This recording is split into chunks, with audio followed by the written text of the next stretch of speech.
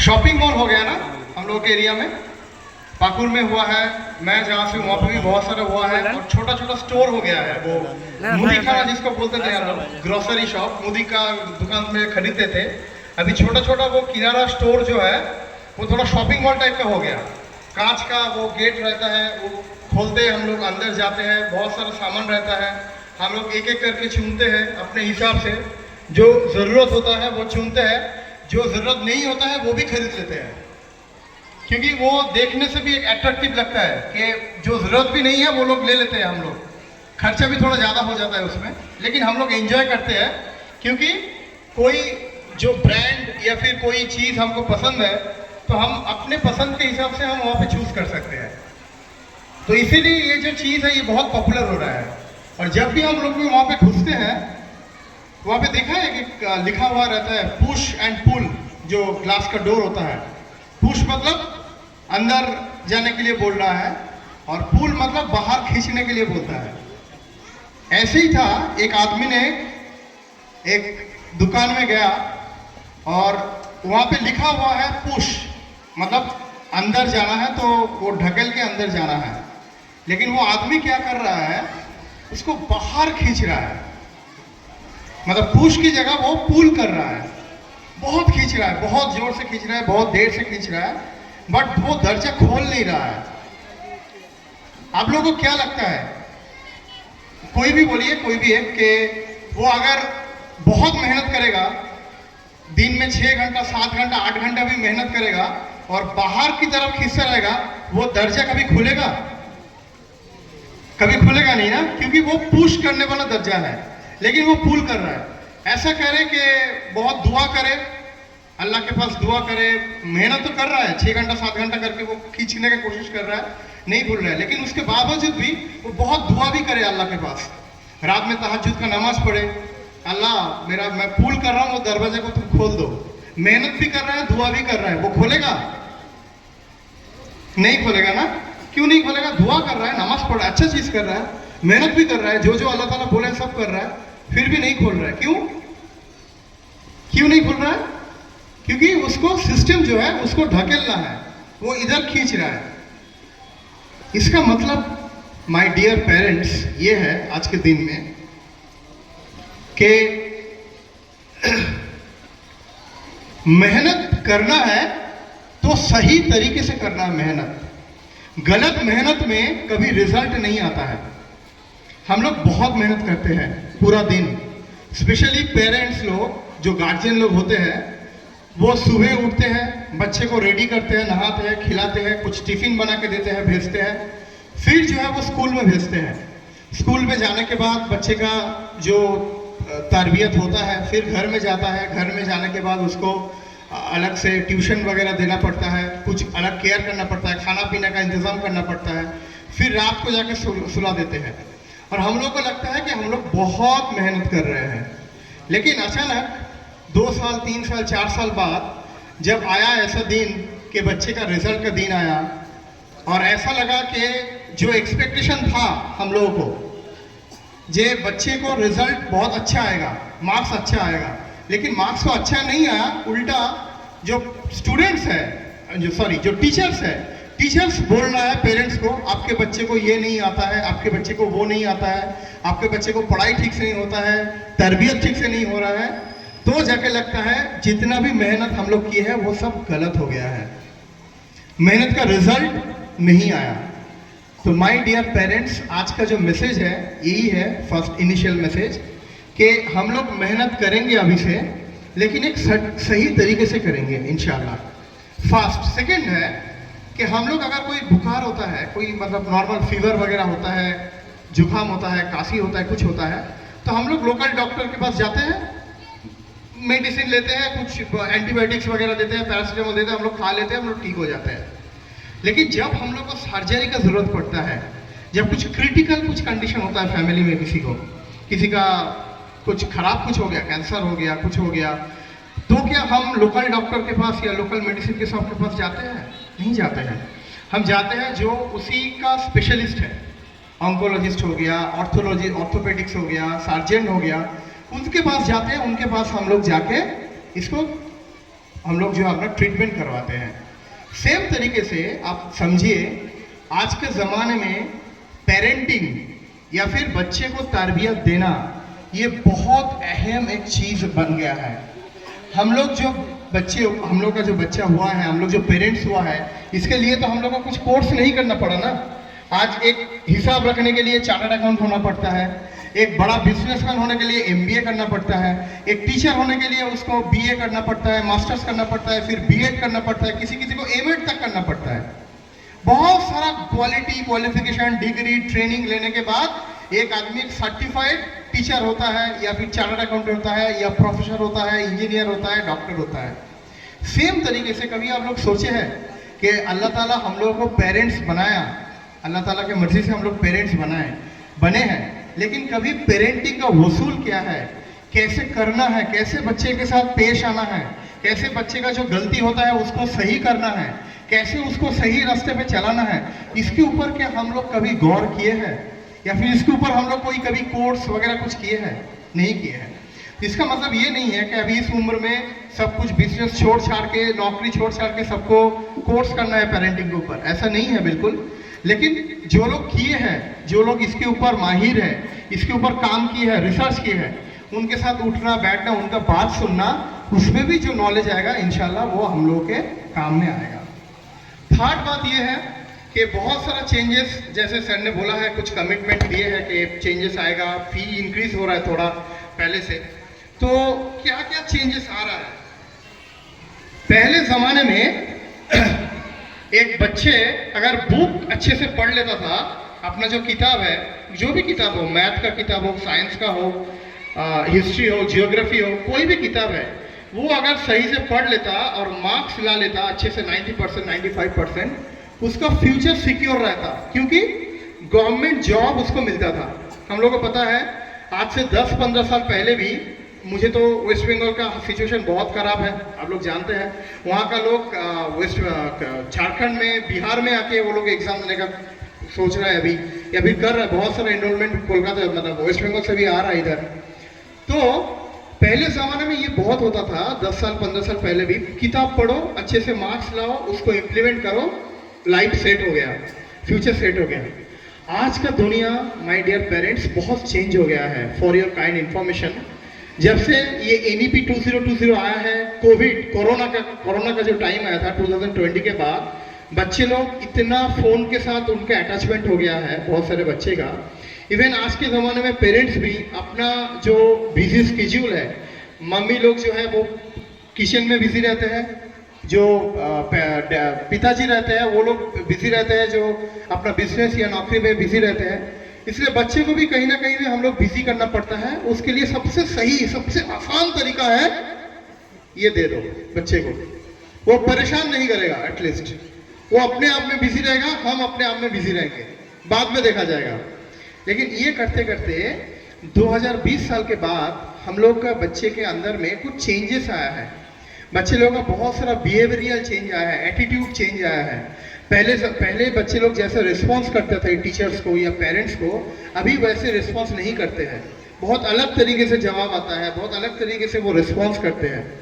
तो इसको मायने में रखते हुए 2020 के बाद NEP 2020 इंट्रोड्यूस किया है सेंट्रल गवर्नमेंट में। आपको मालूम होगा, नेशनल एजुकेशन पॉलिसी 2020। उसके बाद NCF 2022 आया, नेशनल करिकुलम फ्रेमवर्क 2022 आया है। NEP 2020 को कैसे इम्प्लीमेंट किया जाएगा स्कूल्स में। इसमें जो चीज़ को सबसे ज़्यादा इंपॉर्टेंस दिया है वो है स्किल बेस्ड एजुकेशन। आज के ज़माने में एक बच्चे को एक चैप्टर पढ़ाने के बाद उस चैप्टर का जो भी क्वेश्चन वगैरह है, जो भी है, वो सिर्फ याद करने से बच्चे का दिमाग नहीं खोलेगा। बच्चे का डिग्री हासिल हो जाएगा, वो BA पास होगा, मास्टर्स होगा, BEd होगा, MEd होगा, लेकिन उसको नौकरी नहीं मिलेगी, उसको अच्छा जगह में बिजनेस करने का अपॉर्चुनिटी नहीं मिलेगा। क्योंकि हम लोग जो है बच्चे को सिर्फ पढ़ाई का, रॉट लर्निंग का हम लोग दवाई दिए हैं। उसको जमाने के साथ मिलने का, घुलने का, कैसे चलना फिरना, ये सब करना है, ये सब एजुकेशन हम लोगों ने नहीं दिए हैं। इसी के रीजन से 2020 NEP जो कहते हैं, बच्चे को पढ़ाओ, उसके साथ साथ स्किल तैयार करो, इतना हुनर बनाओ बच्चे के अंदर कि बच्चा जो है अच्छे से जो पढ़ाई कर रहा है उसको अप्लाई कर पाए, अपने लाइफ में पढ़ाई में अप्लाई कर पाए, समझ के पढ़े। सबसे बड़ी बात है वो रट्टा ना मारे, वो समझ के पढ़े। तो एक एग्जाम्पल मैं आज के ज़माने में आपको देना चाहता हूँ। एक पान का दुकान था, बनारस बोल के एक जगह है, बहुत अच्छा जगह है यूपी का, बनारस बोल के, और वहाँ का पान जो है बहुत फेमस है। आप लोगों को मालूम होगा, पान मालूम है ना, जो पान खाते हैं वो बनारस में बहुत फेमस है। एक आदमी थे बनारस में जिसका पान का व्यापार था, और वो पान 5 रुपए में बेचता था, और उसका पान इतना मशहूर था, इतना फेमस हो गया था, आसपास के जो लोग थे 10 किलोमीटर 15 किलोमीटर दूर से पान खरीदने आता था वहाँ पे पान खाने। जैसे हम लोग जाते हैं ना, चाय पीने जाते हैं, बहुत अच्छा कहीं पे जाते हैं, तो 8-10 किलोमीटर के दूर से लोग आते थे वहाँ पे सिर्फ पान खाने के लिए। उनके पास एजुकेशन नहीं था, उनके पास एजुकेशन नहीं था, कोई भी डिग्री नहीं था, लेकिन हुनर था, स्किल्स था। वो स्किल के जरिए से वो पान बेचता था। उसने क्या किया, अपने बेटे को अच्छे से पढ़ाया, एजुकेशन दिया। उसके बेटे ने एमबीए किया, अच्छे कॉलेज से एमबीए किया। पान का व्यवसाय में बहुत प्रॉफिट हो गया, उसको बाहर से बहुत सेल होता था। सुबह 6 बजे से लेकर रात 12-1 बजे तक उसका पान का दुकान खुला रहता था। उसका बेटे ने जब एमबीए किया, मास्टर्स किया, फिर वो आके सोचा कि हम तो एजुकेशन ले लिए, ये जो पापा का जो पान का बिजनेस है इसको कैसे आगे बढ़ाया जाए। वो बहुत दिमाग लगाया। दिमाग लगाने के बाद उसने एक वेबसाइट लॉन्च किया। अभी गूगल करके आप देख सकते हैं उसको, panwala.com। और आज जो 5 रुपए में जो उसका बाप का पान बेचता था, वही पान 5000 रुपए में यूएसए में वो एक्सपोर्ट करता है। ट्रक भर के पान जाता है यूएसए में 5000 रुपए में, वो एक ही पान। और वही पान 500 रुपए में 700 रुपए में पूरा इंडिया में वो बेचता है।